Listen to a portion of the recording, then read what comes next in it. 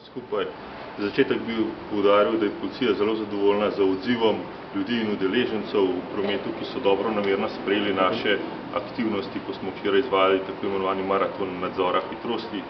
Večina voznikov je dodatno prilagodila hitrost, se še bolj držala omejitev hitrosti in to seveda veseli. Želimo si, da v bistvu takšen vzorec vozniki ohranijo čim dlje v prihodnje. Jasno pa je, da bo morala policija tudi v prihodnje še izvajati aktivnosti. Aktivnosti smo sicer izvajali v večjem obsegu, kot je to običajno, zato je tudi število ugotovljenih kršitev večje kot običajne dneve.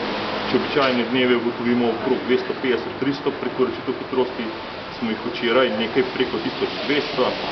V večini primerov oziroma dobrih 2/3 smo voznike v bistvu globili na kraju, so bili vozniki seznanjeni s kršitvijo, preostali vozniki pa lahko v naslednjih dneh seveda pričakujejo obvestilo o prekoračitvi hitrosti oziroma plačilne naloge. Če še malo pogledamo, kje smo te kršitve ugotavljali, večino kršitev so policisti ugotovili v naseljih, kljub vsemu smo pa skoraj 500 kršitev ugotovili tudi na avtocestah in prav na avtocestah smo, tako rečem, v bistvu ugotovili največje ekstreme. Na primorski avtocesti sta dva voznika drastično prekoračila hitrost. Prvi je vozil skoraj 250 oziroma 249 km/h, drugi 200 km/h.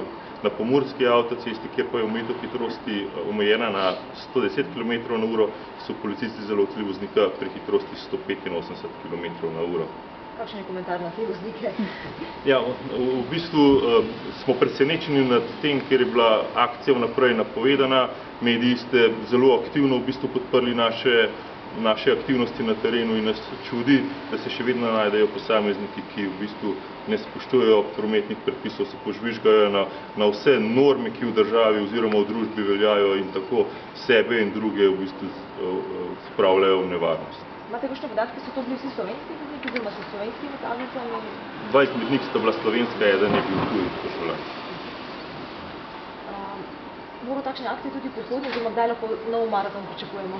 Ja, policija, poostren nadzor, ki ga policisti sicer opravljajo v rednem delu, opravljajo vse do nedelje, potem pa v sredini junija, ob podaljšanih koncih tedna, lahko vozniki pričakujejo poostrene nadzore. V mesecu avgustu pa bo potekala še ena akcija SPID oziroma hitrost, ki bo potekala po vsej državi. Seveda pa, ker je v bistvu bil tale maraton včeraj zelo dobro sprejet, bomo zagotovo razmislili oziroma sprejeli odločitev, da take aktivnosti ponovimo tudi prihodnje. Torej maraton bo Ne, takrat bo potekal običajni nadzor hitrosti, lahko še vedno sprejmemo odločitev, da za krajše obdobje mobiliziramo večje število policistov in v bistvu ponovimo aktivnosti, kot smo jih izvajali včeraj. A pa lahko ugotovimo, da pri nas pomaga samo ta nadzor, represija pri naših voznikih?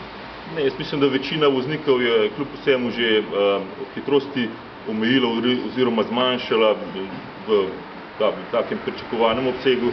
Če pogledamo nekaj let nazaj ali pa danes, je razlika očitna. Dejstvo je, da na kratek rok policijske aktivnosti pozitivno vplivajo, na daljši rok si pa seveda moramo prizadevati, da se spremeni vzgoja, razmišljanje ljudi.